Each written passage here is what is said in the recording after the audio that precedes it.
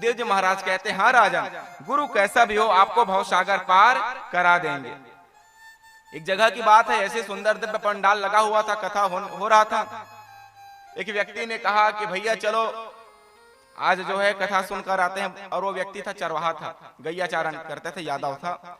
वो बोलते हैं भैया गैया तो अभी गौशाला में, वो बोलते हैं अभी दोपहर खाली हो ना, चलो 2 घंटा सही कथा सुनकर आना।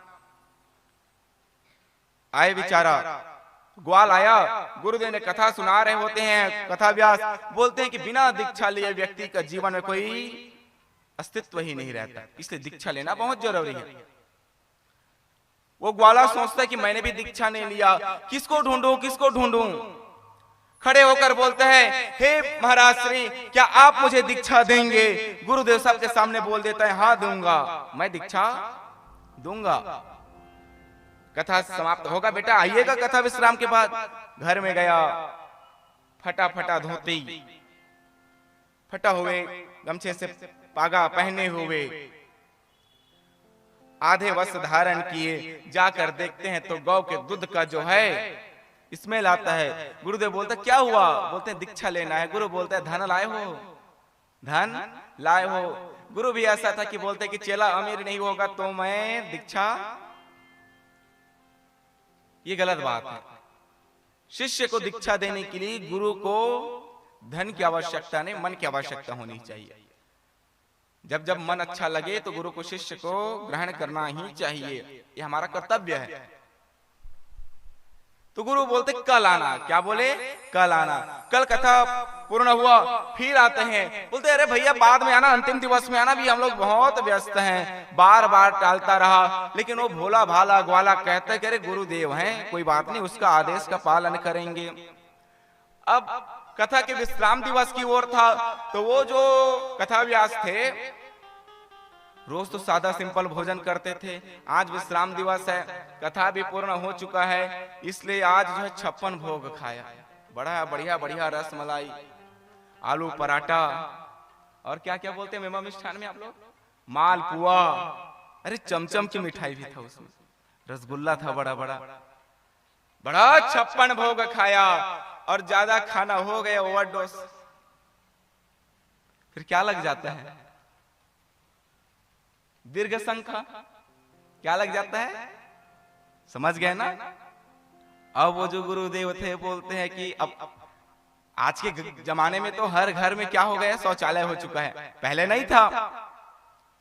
गुरुदेव अपने चेले को बोला, बेटा तो यहाँ रहना ना, किसी को बताना मत कि कथा व्यास कहाँ गए हैं।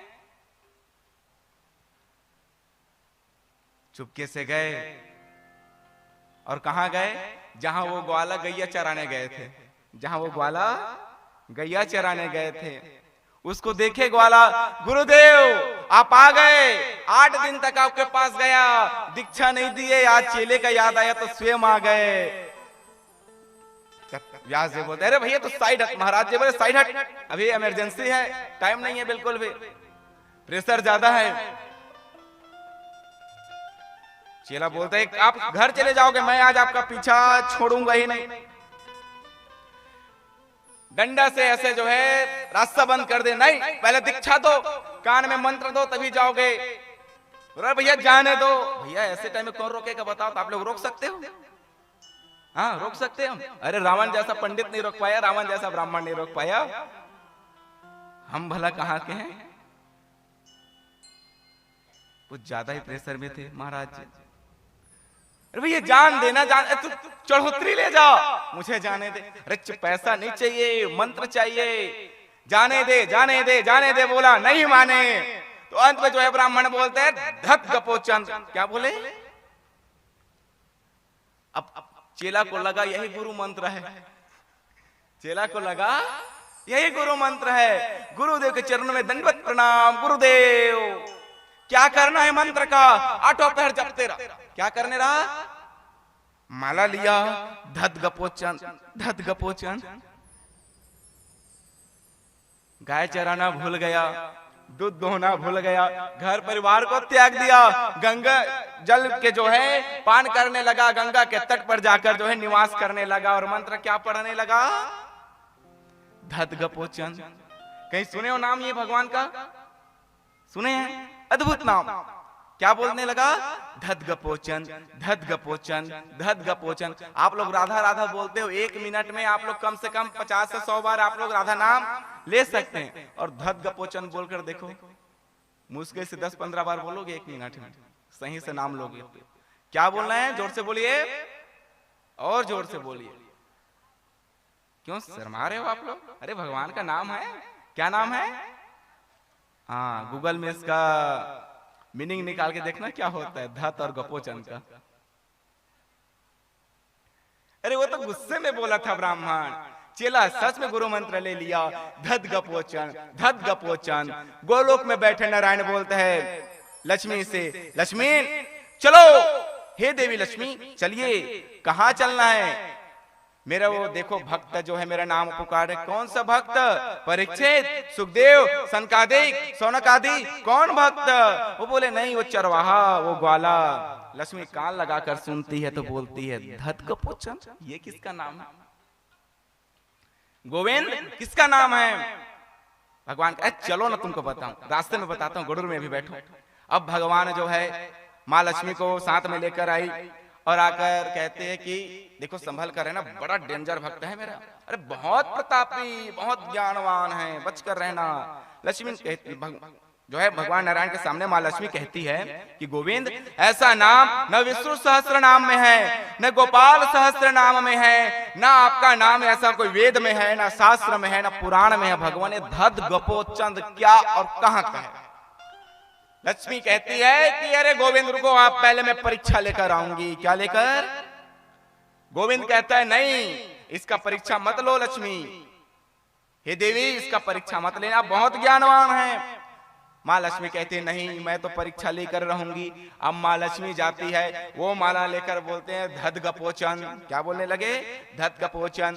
बोलते रहे वो मनुष्य उठो, लेकिन वो ऐसे ध्यान अवस्था में थे, उठने का नाम नहीं। धद गपोचन, धद गपोचन। बार बार आया माँ लक्ष्मी आकर हाथ को ऐसे ऐसे करते, उठ जा, उठ, तुझे देखने के लिए गोविंद आया है, तुझे देखने के लिए गोविंद आया है। बार बार उठाने लगे और वो जो ग्वाला था हाथ को हटाकर बोलते हैं अरे हटो, मैं गुरुदेव का नाम भूल जाऊंगा, अपने गोविंद का नाम भूल जाऊंगा। क्या नाम लेते रहे हैं? धद गपोचन, धद गपोचन। बार बार लक्ष्मी के कहने पर भी नहीं उठे तो देवी ने जल लिया, जोर से उसके चेहरे पर मारा और बोलते अरे कौन है धद गपोचन? बोलते तुम्हारे पति है और क्या, भगो यहां से। उसको पता नहीं था कि माँ लक्ष्मी है। माँ लक्ष्मी शौक में आ गई, कहती इसको नाक बंद करके कैसे पता कि मैं लक्ष्मी और मेरे पति नारायण? क्या बोले? तुम्हारे पति का नाम है। माँ लक्ष्मी आकर कहती है गोविंद कैसा भक्त है, कब लिखे हो प्रभु ये धद गपोचन? तो भगवान कहते हैं अरे देवी सबने मेरा सब नाम रखा। अरे भगवान शंकर को चंद्रशेखर बोलते हो क्योंकि भगवान के मस्तक पर चंद्रमा शोभित है, तो मैं भी तो अपने गोपाल के अपने ग्वालों पर मस्तक के चंद्रमा के समान शोभित हूं ना, इसलिए जो है गपोचन, खाने वाले भगवान जिसका अर्थ होता है। गोपी लोग उसको बार बार भगाते थे, धत धत कह के जो है संस्कृत के शब्द है उसको भगाते थे। गोविंद कहता है कि ऐसा नाम आज तक किसी ने नहीं लिया, ये मेरा भक्त ने लिया, आज मैं इस पर रिझ गया। अरे ऐसे मेरे गोविंद हैं, उल्टा नाम जपत जग जाने, वाल्मीकि भय ब्रह्म समाने। अरे गोविंद का नाम लेकर तो उल्टा नाम लेकर जो वो वाल्मीकि था जो डाकू बना फिरता था, आप त्रिकालदर्शी से ब्राह्मण के भेष में जो है रामायण का जो है रचनाकार बन गया। गोविंद की कृपा होनी चाहिए। मेरे माधव नहीं देखते धन कितना है, मेरे माधव नहीं देखते कि तन कितनी सुंदर है, मेरे माधव देखता है कि मन से मुझे पुकार कैसे रहे हो। इसलिए मेरे श्रोता समाज, गोविंद के चाहने वालों, भगवान को केवल और केवल मन से पुकारिए, भगवान को केवल और केवल हृदय से पुकारिए। मेरे गोविंद को जिस दिन हृदय से पुकारोगे, गोविंद जो है गरुड़ का भी इंतजार नहीं करेगा, भागते हुए आपके पास समीप में आ जाएंगे। बोलिए राधे राधे।